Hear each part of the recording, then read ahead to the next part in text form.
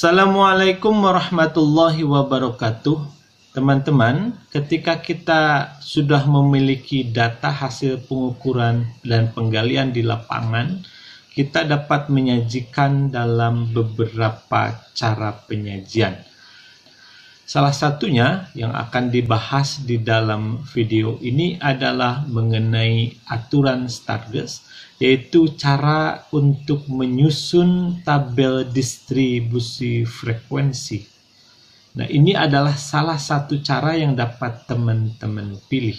Tapi mohon diingat sekali lagi bahwa tabel distribusi frekuensi itu hanya dipergunakan untuk data yang berskala pengukuran matriks, atau dalam hal ini adalah interval dan rasio.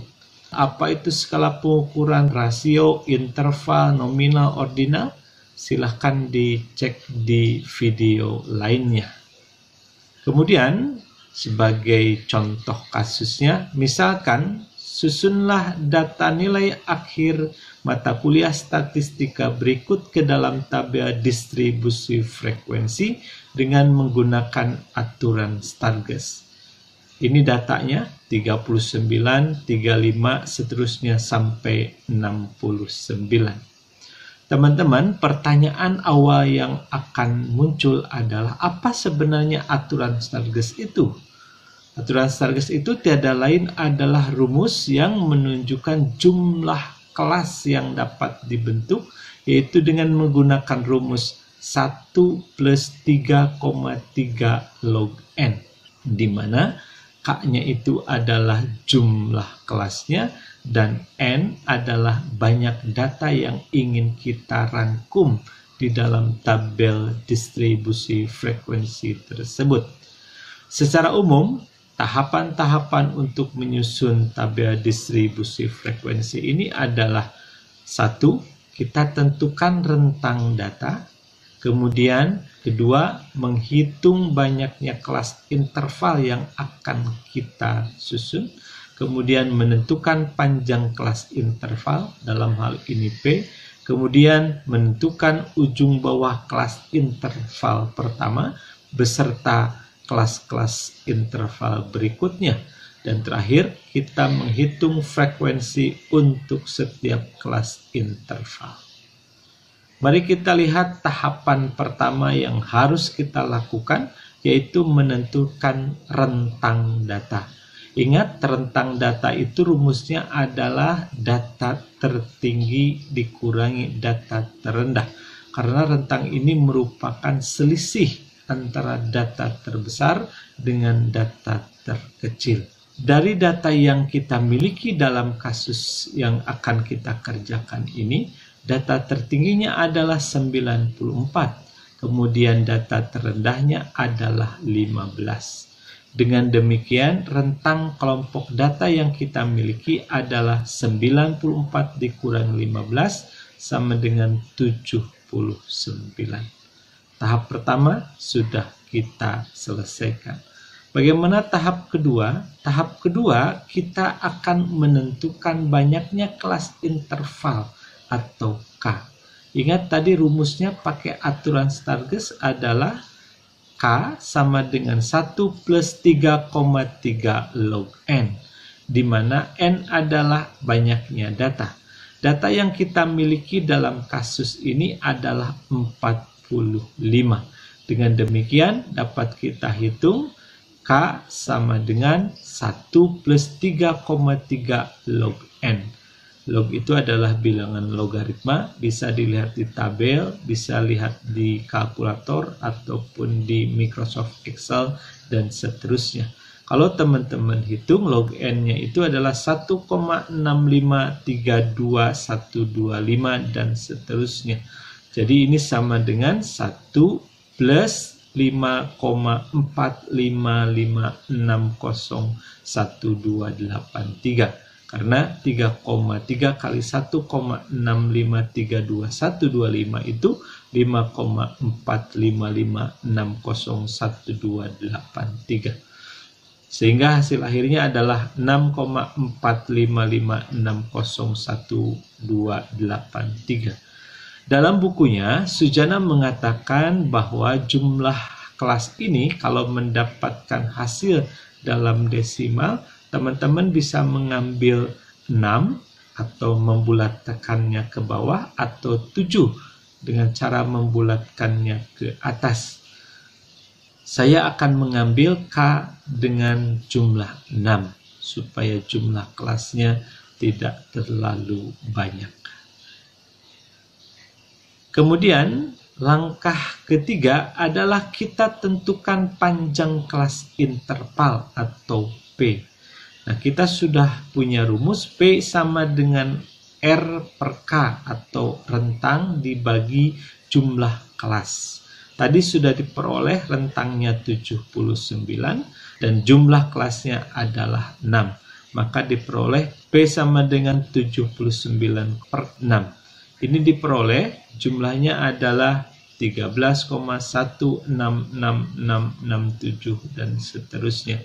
Maka saya akan ambil P-nya adalah dibulatkan ke atas. Dengan demikian panjang kelas yang akan dipergunakan adalah 14. Dalam bukunya kembali di Sujana dikatakan bahwa teman-teman boleh memakai 13 atau 14 jika diperoleh hasil 13,16667.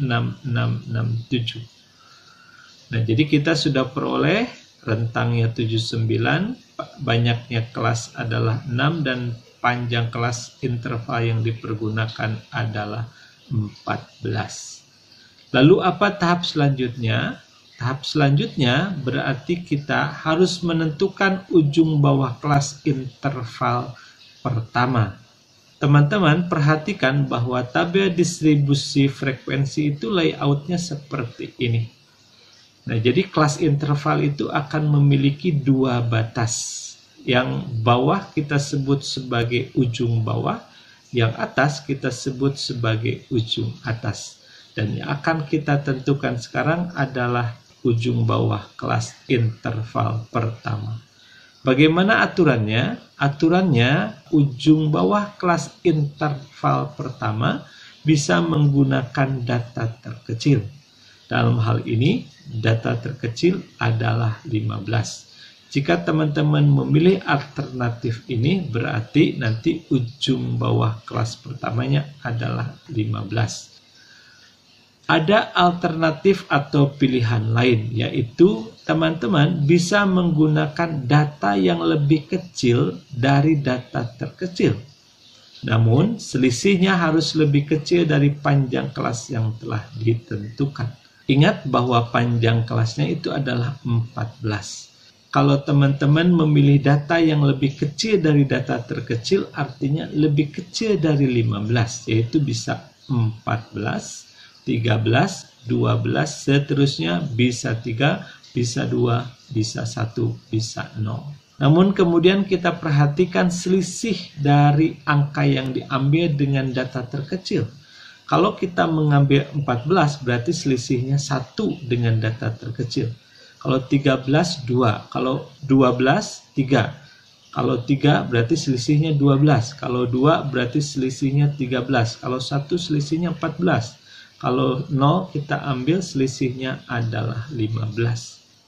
Maka dengan demikian ujung bawah kelas pertama boleh menggunakan 14 karena selisihnya hanya 1. 13 juga boleh, 12 juga boleh, 3 juga boleh, 2 juga boleh, hanya 1 tidak boleh. Karena selisihnya dengan 15 sudah 14. Dengan kata lain, tidak lagi lebih kecil dari 14. Dengan demikian, 0 pun tidak boleh dipergunakan sebagai ujung bawah kelas pertama dalam kasus ini. Misalkan kita putuskan bahwa kita akan mengambil ujung bawah kelas interval pertamanya adalah 14.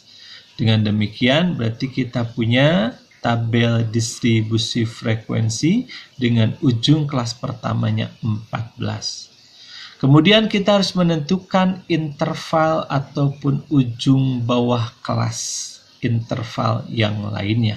Bagaimana caranya? Ingat bahwa panjang kelas adalah selisih dua ujung kelas berurutan. Berarti kalau di kelas pertama adalah 14, supaya selisihnya 14 dengan ujung bawah kelas kedua, berarti ujung bawah kelas kedua adalah 28.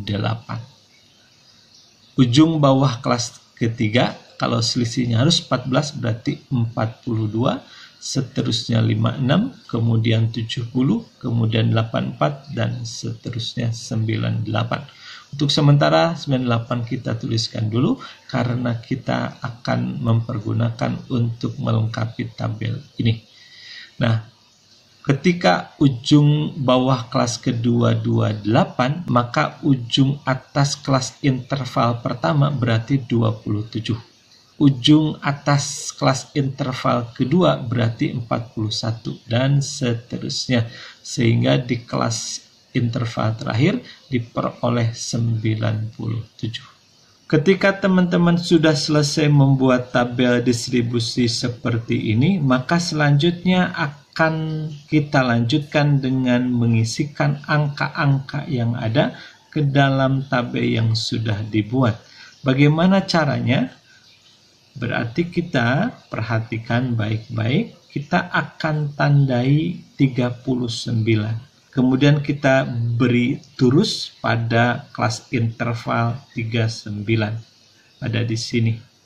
Dan seterusnya sehingga semua akhirnya terpindahkan. Dan inilah hasil akhir dari pencacahan yang dilakukan, sehingga semuanya 45 data itu dapat dipindahkan semua. Jadi kelas interval pertama ada 9 frekuensinya, demikian pula kelas interval kedua ada 9, terus sampai yang terakhir ada 8, dan dijumlahkan semua adalah 45. Nah, dengan demikian selesailah tabel distribusi frekuensi yang ingin kita buat. Nah, selanjutnya yang harus menjadi pemikiran kita adalah ketika kita menyajikan data, sesuai dengan tujuan penyajian data adalah agar data yang kita miliki lebih mudah dikomunikasikan dan dipahami. Maka kalau kita memiliki tabel distribusi frekuensi seperti ini menggunakan aturan Stargess dengan panjang kelas yang sama. Namun misalnya universitas juga punya aturan standar nilai seperti ini. Hanya bedanya ini adalah kelas intervalnya berbeda. Nah, kalau ada dosen yang sudah punya nilai akhir mahasiswa, pertanyaannya adalah untuk pengelompokan nilainya lebih baik menggunakan aturan Stargess atau aturan standar nilai yang ada ketika akan membuat tabel distribusi frekuensi. Benar, tentunya ini akan lebih bagus karena akan lebih informatif. Sehingga dengan menggunakan tabel yang standar nilai, kita sudah tahu berapa mahasiswa yang nilai A, berapa mahasiswa yang nilai AB, dan seterusnya. Dibandingkan dengan aturan Stargess, kita hanya sebatas mengelompokkan saja. Dan itu tidak bisa kita interpretasikan lebih jauh karena masih perlu rujukan ataupun referensi lainnya. Jadi sekali lagi, ketika teman-teman membuat tabel distribusi frekuensi, di awal harus dilihat dulu apakah ada aturan yang sudah baku atau tidak. Karena itu akan membantu kita lebih efektif di dalam menyusunnya. Sehingga ketika kita mengkomunikasikannya akan lebih mudah. Ya, jadi aturan Stargess dalam kasus ini tidak lebih baik dengan menggunakan aturan standar nilai. Sebagai contoh yang lain, ini adalah misalnya untuk pengelompokan angka. Ini sama juga bahwa rentangnya ataupun panjang kelasnya dari satu kelas ke kelas yang lain tidak sama. Perhatikan, kalau untuk nilai A ini ada rentang dari 80 sampai 100. Sedangkan nilai B dari 70 sampai 79, lebih sempit. Ini juga sama kategori umur yang dikeluarkan oleh Kemenkes ataupun BKKBN biasanya. antara bayi, batita gitu ya, balita itu beda tuh. Bayi 0 sampai 1 tahun, batita 1 sampai 3, balita 3 sampai 5. Sedangkan anak-anak 5 sampai 12. Jadi sekali lagi, mana yang akan lebih informatif, itulah yang dipilih. Oke teman-teman, itulah penjelasan mengenai bagaimana kita menyusun tabel distribusi frekuensi. Sekali lagi, bahwa yang menjadi acuan adalah apakah tabel distribusi frekuensi yang kita susun ini informatif atau tidak, membuat orang lebih paham atau tidak. Kalau sudah ada aturan yang lebih baku, silahkan pakai itu. Baik, mudah-mudahan bahan diskusi ini bermanfaat bagi teman-teman. Jika memang bermanfaat, silahkan untuk disebarkan kepada teman-teman yang lain. Mudah-mudahan menjadi ilmu yang barokah bagi kita semua.